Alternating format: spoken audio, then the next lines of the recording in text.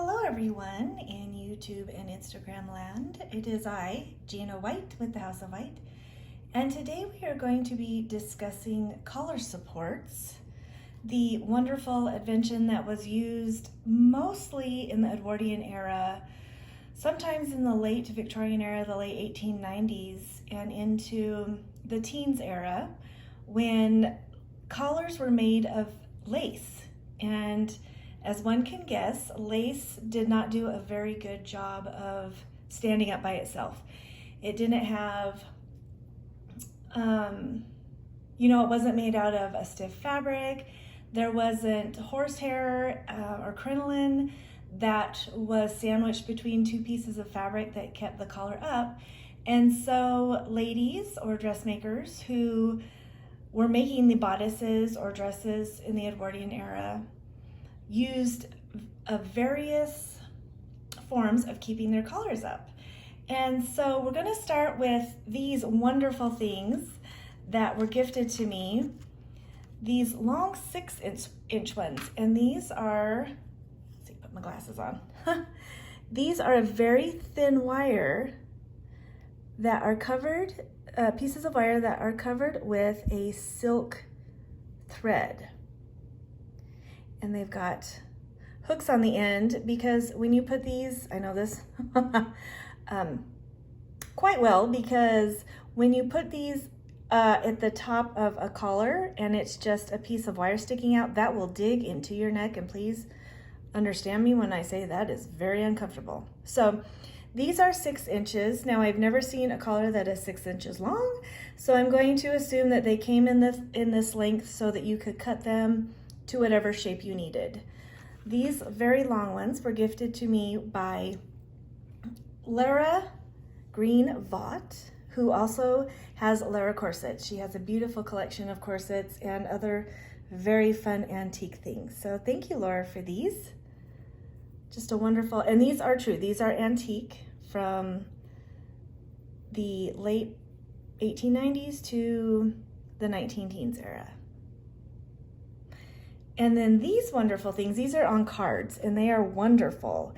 And Kate Dominguez, or as she is known on Instagram, Lady Kate III, and all of these people who I'm going to be mentioning in this video, I will put their names and Instagram account names in the description below so that you can go follow them because they have wonderful things. So Lady Kate gifted these to me. They are so wonderful because they're still on the cards that you could purchase at a mercantile or a dry goods store, and they're Bostonian collar supports, invisible and light under lace collars. And they were very light, and depending on how busy your lace was, they could have absolutely been invisible. So these came in 3 sizes, or the cards that I have here are 3 sizes. There's 2.5 inches, 3 inches, and 3.5 inches.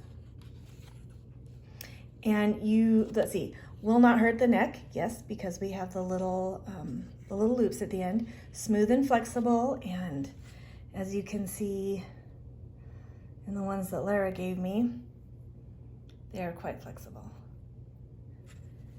Will not break and easily attached, and they came in all of these sizes: 2, 2.25, 2.5, 2 3/4, 3, 3.25, and 3.5 inches. So I was so pleased and quite honored when Miss Kate decided to gift me with these. Thank you so much, my dear.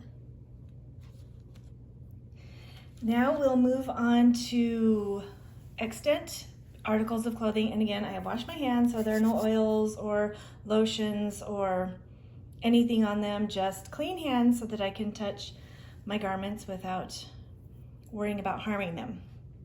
So this is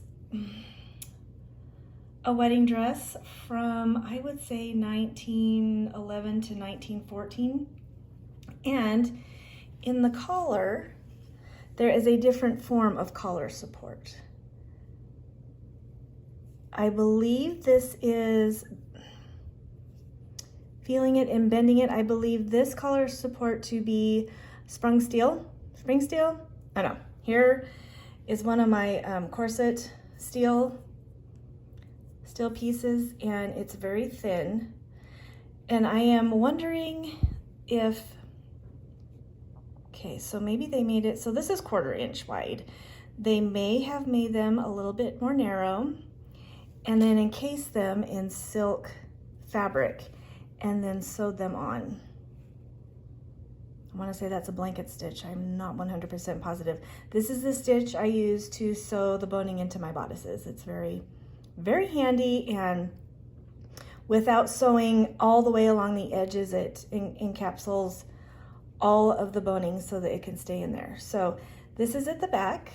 So you see there's a bar right there, and then there's one on the side that's a bit longer, and then another one on the side, and then in the back there is not one because it would have looped over and fastened here. Let's see.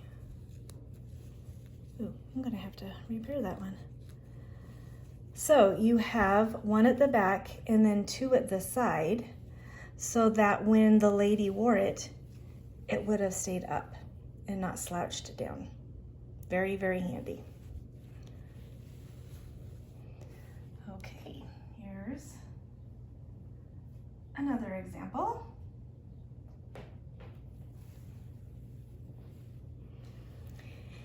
And this one feels, oh yes, if you can see right here, probably not because it's hard to focus. This one is made out of quill. So bird quills, if you can think of quills that way. These were absolutely made out of bird quills, and they wrapped them together and did interweaving amongst them, you know, probably 3, 4 to 5 to get this very thin, very narrow boning. And they used wider bits to go on the seams at the bodice. So quill boning was also used down here, but for right now, it was also used for lace collars. There we go, to hold them up. Now these probably wouldn't have been as happy because I'm running my finger over this and that is quite scritchy. So that would have caused a blister or some redness on the neck, probably due to wear. And again, it has that lovely stitch.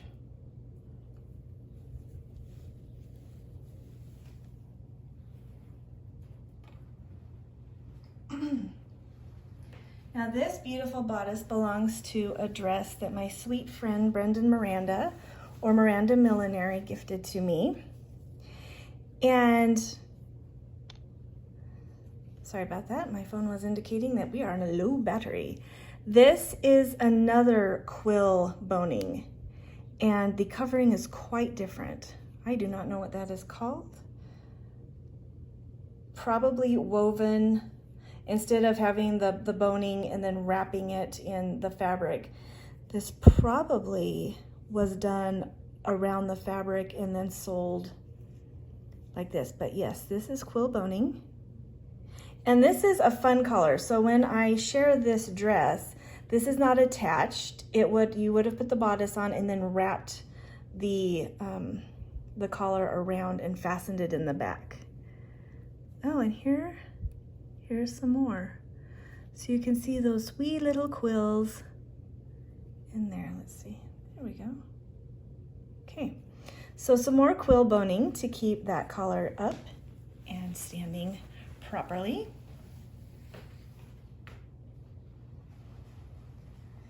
And here's another bodice that Brendan gifted to me, and this one's interesting. So this one did have a lining at some point in time, but it is the inside of this bodice. This poor thing is just shattering. But we have boning at the back and then several, 2 on the side and then 2 in the front. Do you see how those are at an angle to hold this lovely thing up? And this, I did not do this. It came this way, but I'm going to pull this out so that you can see what this boning is. I am not sure what it is. It looks like it has been cut, so maybe came in one big strip or wider, and then they cut it to make this boning. And then as you can see here, they have done their best to curve that edge off so that it was not pokey and didn't rub through the fabric, which it did here. And as you can see, this has just been whip stitched on instead of that fancy sort of blanket stitch that was on the other ones. Okay.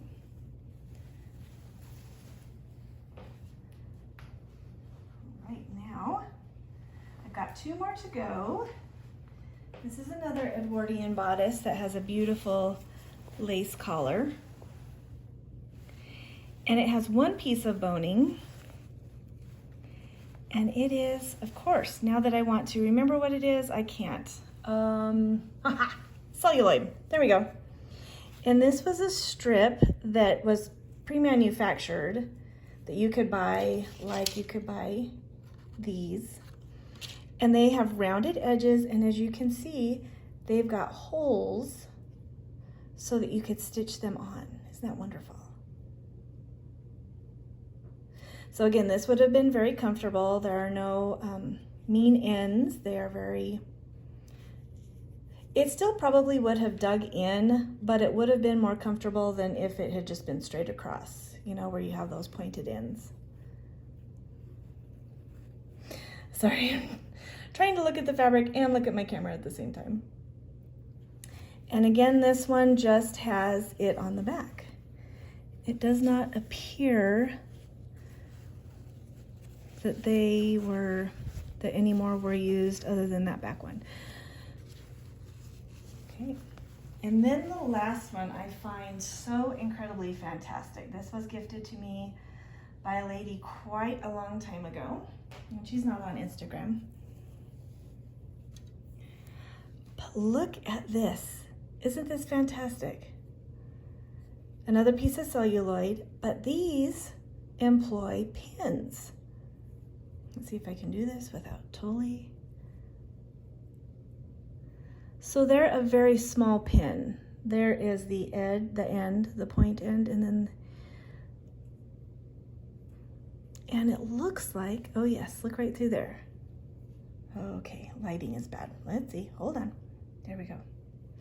So you stick it through here, get a little bit of that fabric, go through that hole, and then the protective end is right there.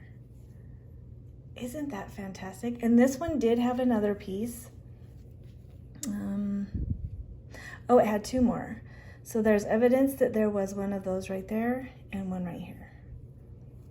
But isn't this just, I don't know, it's just ingenious that they would have come up with something like this and different ways of using different items to keep that collar up. Let's see, I want to kind of get all of them together here.